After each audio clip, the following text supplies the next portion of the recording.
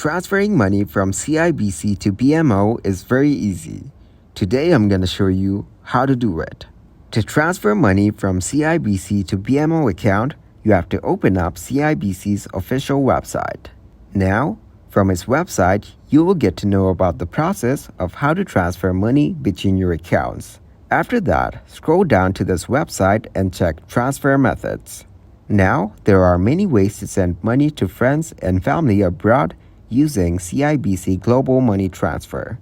If you scroll down to here's how it works, then there are 4 different steps you have to follow for funds transfer.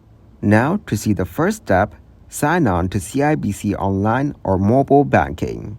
From the menu, select Global Money Transfer. Now, the third step is to enter the recipient's information and the amount you want to send.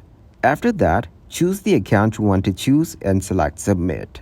Your recipient will get the money in 1 to 3 business days.